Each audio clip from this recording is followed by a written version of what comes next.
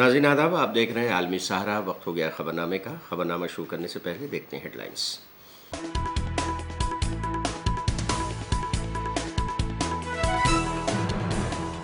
सदर जमहूरियत द्रौपदी मुर्मू ने पार्लियामेंट में किया खिताब। आम आदमी पार्टी ने खिताब का किया बायकॉट। बीजेपी के सीनियर लीडर लालकृष्ण आडवाणी की तबीयत हुई खराब, एम्स में कराए गए दाखिल, हालत मुस्तहकम। दिल्ली एनसीआर के कई इलाकों में हुई बारिश, गर्मी से मिली राहत। नेपाल में हो रही शदीद बारिश से जमीन खिसकी, सैलाब और बिजली गिरने से 14 लोगों की हुई मौत, मुतअद्दिद लापता। और जनूबी अमेरिकी मुल्क बोलीविया में फौजी बगावत, फौजी जनरल को किया गया गिरफ्तार, तब पलटने की कोशिश हुई नाकाम।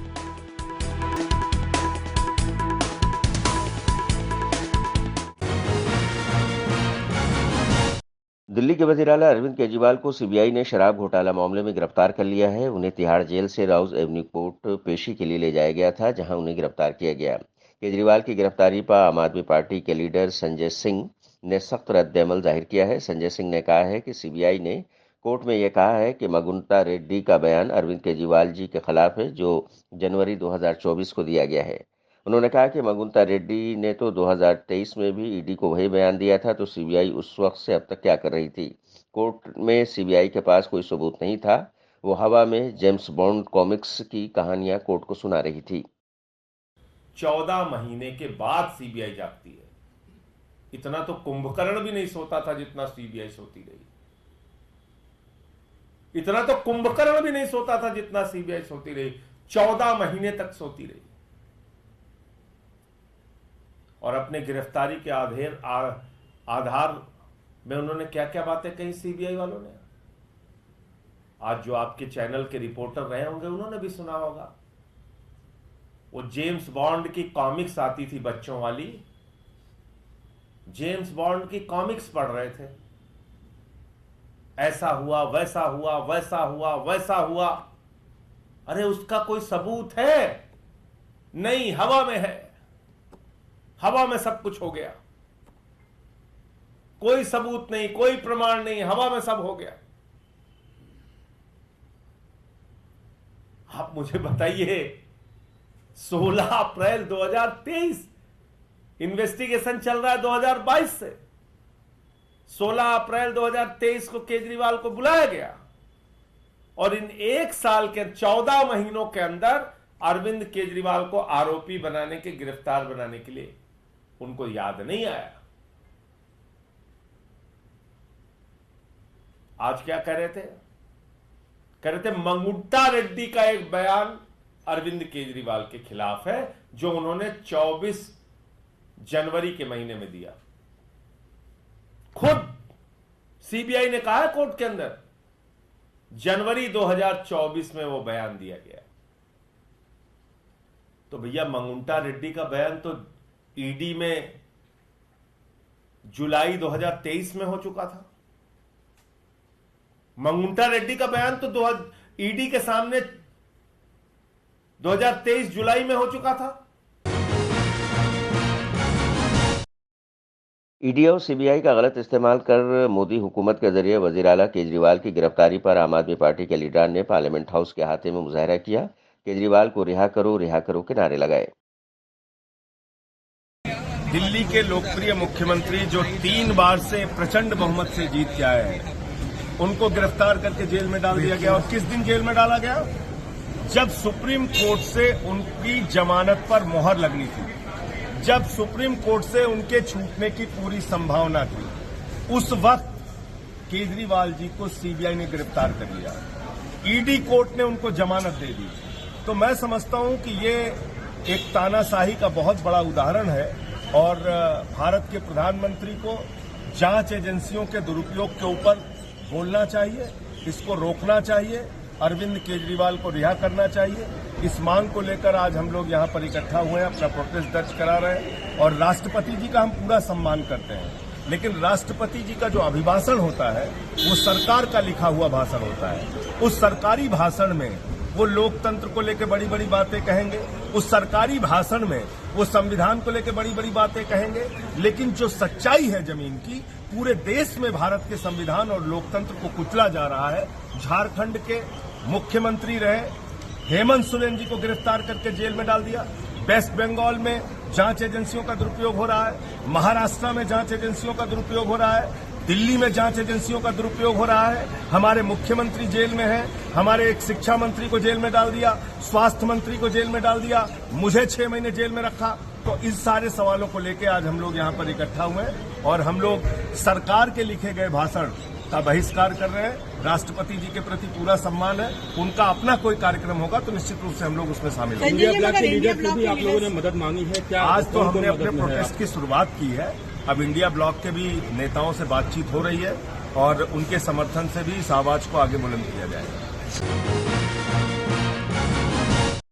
शिवसेना लीडर संजय राउत ने कहा है कि केजरीवाल को जिस तरीके से एक मर्तबा फिर जमानत मिलने के बाद भी सीबीआई ने गिरफ्तार किया है, ये इमरजेंसी से भी ऊपर की तानाशाही है और हम सब लोग पार्लियामेंट में इस बारे में सवाल पूछेंगे। आम आदमी पार्टी के सदर जमहूरिया के खिताब का बायकॉट करने पर उन्होंने कहा कि मैं उनके किरदार का इस्तकबाल करता हूं। जिस तरह से तानाशाही चल रही है उसके जिम्मेदार सदर जमहूरिया भी हैं। सदर जमहूरिया को सरकार को रोकना चाहिए। जरूर मैं यही कहता हूं कि केजरीवाल जी को जिस प्रकार से फिर एक बार जमानत मिलने के बाद भी सीबीआई ने अरेस्ट किया, ये तो इमरजेंसी से ऊपर तानाशाही हो गई और हम सब लोग संसद में इस बारे में सवाल पूछेंगे। आम आदमी पार्टी का कहना है कि आज वो राष्ट्रपति के अभिभाषण का बहिष्कार करेंगे। मैं उनकी भूमिका का स्वागत करता हूं। जिस तरह से तानाशाही चल रही है उसकी जिम्मेदार राष्ट्रपति महोदया भी है। राष्ट्रपति जी ने सरकार को रोकना चाहिए। सर बस आखिरी सवाल, सैम पिट्रोदा को फिर से इंडियन ओवरसीज कांग्रेस का अध्यक्ष चुन लिया गया। ये कांग्रेस पार्टी की अपनी भूमिका है। Thank you sir. रुकन पार्लियामेंट पप्पू यादव ने कहा है कि मुझे समझ में नहीं आता कि बीजेपी के पास तरक्की के लिए क्यों कुछ नहीं है। बीजेपी के पास नीट पेपर लीक, खवातीन पर महंगाई कुछ क्यों नहीं है। उन्होंने कहा कि बीजेपी 30-40 साल पुरानी बातों को और एक ऐसी पीएम जिन्होंने मुल्क को वक़ार, इज्जत और फ़ख्र के साथ दुनिया के सामने रिप्रेजेंट किया, उनकी तौहीन कर रहे हैं। आज के दिन जब स्पीकर मुंतखब हुए और एक बेहतर पैगाम दिया गया और पहले ही दिन कह दिया कि तकरार के रास्ते पर ही आगे काम होगा, तो आप उनसे क्या उम्मीद करेंगे? मुझे समझ में नहीं आता है कि बीजेपी के पास विकास के लिए कुछ क्यों नहीं है। बीजेपी के पास नीट्स के लिए कुछ क्यों नहीं है। एग्जामिनेशन परीक्षा लीक पर के लिए कुछ क्यों नहीं है। बीजेपी के पास महिलाओं के लिए कुछ क्यों नहीं है। महंगाइयों के लिए कुछ क्यों नहीं है।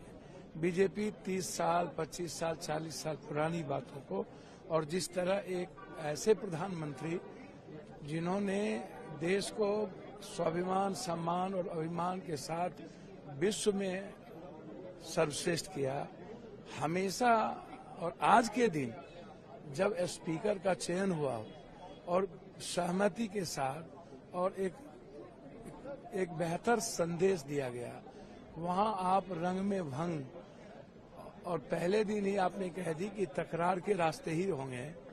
तो अब जब आप रोपिएगा बबूल तो खाइएगा खजूर, आप क्या उम्मीद करेंगे जब आप पहला दिन ही राजनीतिकरण कर दिए सदन का। सब कुछ के बाद आपने रंग में भंग कर दिए और मूल्यों और नैतिकता को आप संरक्षण भी नहीं दिया और आप कंप्लीट पार्टी के एजेंडे पर स्पीकर साहब को बाध्य कर दिए। तो ये तो गलत है, ये परंपरा तो गलत है। ये बताइए, स्पीकर का चुनाव हो गया है, डिवीजन की मांग कुछ टीम से कह रही कि हमने मांग की थी या वो बात उठाई नहीं गई, क्या लगता है? आप तो अंदर थे, क्या लगता है? देखिए, जिस तरीके से मैं बार बार कह रहा हूं कि टीएमसी के कुछ साथियों ने इस बात को रेज किया, लेकिन उस बात को अनसुनी कर दी गई, तो फिर मुझे लगा कि उस पर बहुत असिस्ट नहीं किया गया। तो असिस्ट यदि किया जाता तो निश्चित रूप से डिवीजन होती।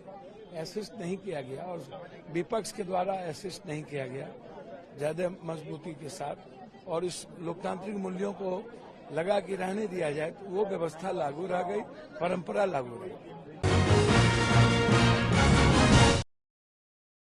कश्मीरी रुकन पार्लियामेंट आगा सैयद रुल्ला ने पार्लियामेंट के पहले दिन ही साबिक रुकन पार्लियामेंट कुंवर दानिश अली को दहशतगर्द कहे जाने का मामला उठाया। उन्होंने कहा कि जमहूरियत के इस सबसे बड़े इदारे में जब एक मुस्लिम रुकन पार्लियामेंट को दहशतगर्द कहा जा सकता है तो सड़कों पर मुसलमानों को क्या कुछ नहीं कहा जाता होगा। जनाब स्पीकर साहब, मैं आपको जम्मू कश्मीर नेशनल कॉन्फ्रेंस की तरफ से स्पीकर मुंतखब होने पे मुबारकबाद पेश करता हूँ और आपसे ये गुजारिश है कि आज के बाद आप न बीजेपी है, न कांग्रेस है, न समाजवादी है। आज के बाद सिर्फ आपकी एक ही पार्टी है, आईन Hind, the constitution of India. उम्मीद है कि आज के बाद आप उसके कस्टोडियन होंगे और इस हाउस में, जिसे जमहूरियत का सबसे बड़ा इदारा कहा जाता है, जमहूरियत की मिसालें होगी। इस हाउस में आपको इस बात से याद रखा जाएगा कि क्या आपने ट्रेजरी बेंचेस को मजबूर किया अपोजिशन का सुनने के लिए, या आपने अपोजिशन को खामोश किया।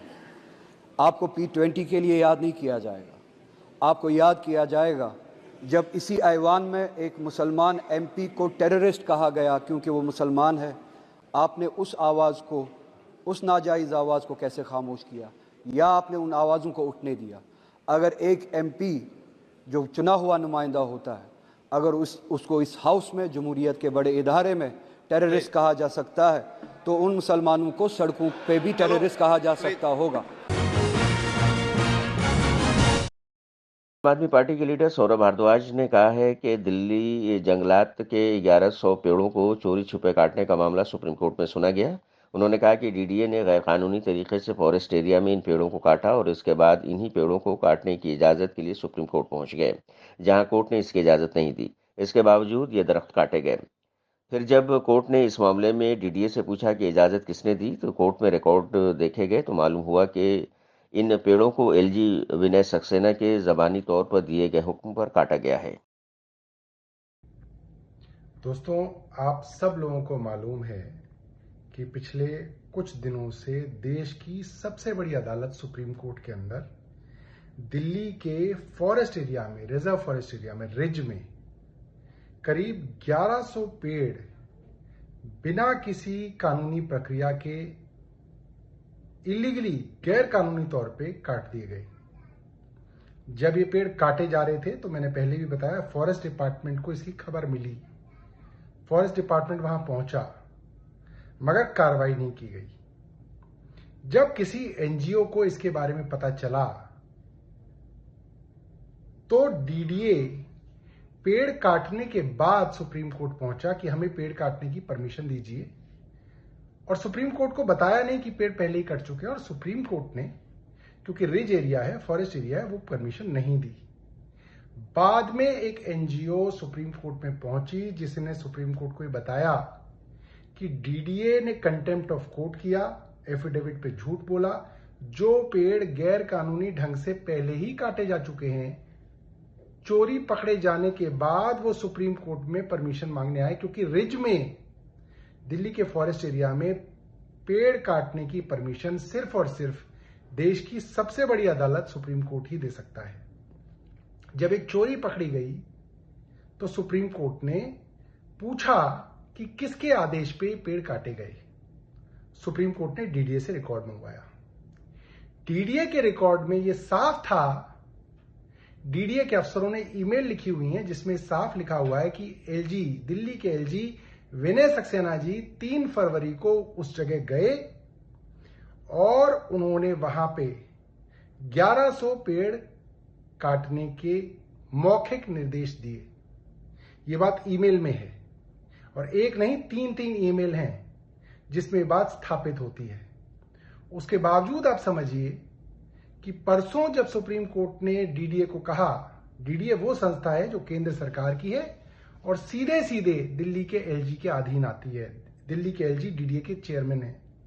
उन्होंने DDA को कहा, सुप्रीम कोर्ट ने, कि आप हमें बताइए किसकी डायरेक्शन पे ये पेड़ काटे गए और क्या LG इंस्पेक्शन के लिए 3 तारीख को गए थे। आज जब DDA सुप्रीम कोर्ट के सामने पेश हुआ, बहुत बड़े बड़े वकील DDA की तरफ से आए, तो बात को गोलमोल करते रहे और कहते रहे कि अभी तक हमें पता नहीं चला है कि डायरेक्शन किसकी थी, एलजी कहां इंस्पेक्शन करने गए थे, ये सरासर झूठ है। डीडीए के रिकॉर्ड्स में साफ है एलजी वहां पे इंस्पेक्शन करने गए थे, उनके निर्देश पे ये पेड़ काटे गए। दिल्ली सरकार में वजीर और आम आदमी पार्टी के लीडर आतिश सिंह को दिल्ली के एलएनजेपी अस्पताल से डिस्चार्ज कर दिया गया है। दिल्ली में पानी के बहरान और हरियाणा से पानी न मिलने को लेकर गैर मुअय्यना मुद्दत के लिए भूख हड़ताल पर बैठी पानी की वजीर आतिश सिंह की तबीयत बिगड़ने के बाद 25 जून की देर रात उन्हें अस्पताल में दाखिल किया गया था।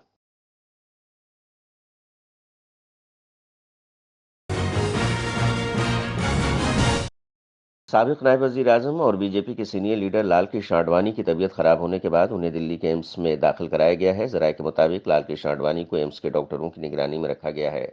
आडवाणी को एहतियाती तदाबीर के तौर पर एम्स में दाखिल कराया गया है ताकि उनके सेहत पर गहरी नजर रखी जा सके। काबिल जिक्र है कि इसी साल बीजेपी के सीनियर लीडर एल.के. आडवाणी को हुकूमत हिंद ने मुल्क के सबसे बड़े शहरी एजाज यानी भारत रत्न से सरफराज किया था। मध्य प्रदेश के मुरैना में बजरंग दल के शरपसंदों ने गौहत्या का इल्जाम लगाकर हंगामा किया, जिसके बाद इंतजामिया ने कानूनी कार्रवाई किए बगैर जफर खान और असगर खान के घरों पर बुलडोजर चलाकर उसे मुनहदम कर दिया। दूसरी जानिब बजरंग दल से ताल्लुक रखने वाले दिलीप सिंह गुर्जर ने 5 मुस्लिमों के खिलाफ एफआईआर दर्ज कराई और इनके घर तोड़कर इन पर एनएसए लगाने का मुतालबा किया। दिलीप सिंह गुर्जर ने इलाकाई लोगों को भड़काने के लिए मुतनाज़ और नफरत अंगेज बयान दिया। अपन हिंदू धर्म की है, अपनी गाय कटी है, बहुत बड़ी पीड़ा है अपन लोगों को। और गांव छोड़ेंगे, ये गांव छोड़ेंगे, बसन नहीं देंगे गांव में। हाँ गांव में नहीं बसे जी। अब भैया जो और आगे वो नहीं बसेंगे। मेरी बात सुन लो, मैं संग भगवान कसम कारो अपने घर में नहीं जाएंगे, ये एफआईआर है ना, जाति जीवन खत्म हो गया, एनएसए लगाइए, मकान टूटा है वो। ठीक है, नहीं प्रशासन सुना हो तो तुम्हारा भाई खड़ा हो। ठीक है ठीक है, फिर आंदोलन होगा फिर बढ़िया। ठीक है ठीक है, पर जे नहीं बसेंगे अब जैसे हम जाके ये पिसो जाए। जनूबी अमेरिकी मुल्क बोलीविया में फौजी बगावत के बाद पुलिस और फौज ने प्रेसिडेंट हाउस पर धावा बोला, जिसके बाद बोलीविया के सदर लुइस ऑर्से ने फौजी बगावत में शामिल होने वाले जनरलों की जगह नए आर्मी कमांडर मुकर्रर कर दिए हैं। हम आपको बता दें कि बोलीविया में हुकाम ने बुध के रोज़ हुकूमत के खिलाफ बगावत की कोशिश को नाकाम बना दिया था। शाम 4 बजे के करीब बख्तरबंद गाड़ियां प्रेसिडेंट हाउस के दरवाजे तक पहुंच गई थीं और फौजियों को इमारत में दाखिल होते देखा गया था। अलबत्ता सदर लुइस आरसे और दीगर हुकाम की जानिब से मजम्मत के बाद वो पीछे हट गए और फौज के वापस जाने के बाद हुकाम ने फौज के कमांडर जनरल को गिरफ्तार कर लिया। सदर लुइस आरसे ने बगावत के दौरान ही प्रेसिडेंट हाउस में मौजूद फौजियों में से एक को नया फौजी कमांडर मुकर्रर कर दिया, जिसने फौजियों को अपने बैरकों में वापस लौट जाने का हुक्म दिया। सदर लुइस आरसे ने उन्हें खिताब करते हुए कहा कि जो जमहूरियत हमने जीती है उसे हमसे कोई नहीं छीन सकता। दुनिया मौसमियाती तब्दीलियों से मुतासिर हो रही है। गर्मी के इस मौसम में जहां गर्म ममालिक के साथ साथ ठंडे ममालिक में भी गर्मी से झुलस रहे हैं। जहां अमेरिका जैसे ठंडे मुल्क में दर्जा हरारत 40 डिग्री से भी तजावुज कर गया है, वहीं कुवैत में दर्जा हरारत 50 डिग्री से भी तजावुज कर गया है।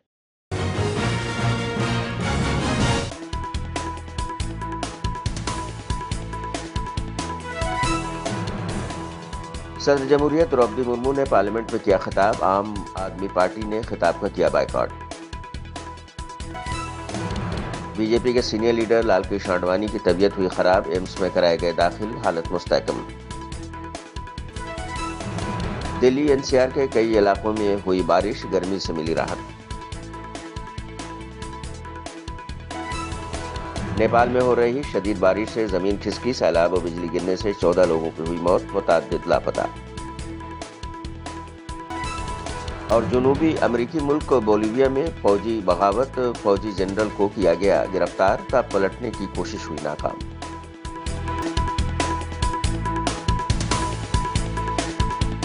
तो नाज़रीन, आज के खबरनामे बस इतना ही, दीजिए इजाज़त, लेकिन आप देखते रहिए 24 घंटे का उर्दू न्यूज़ चैनल आलमी सहारा।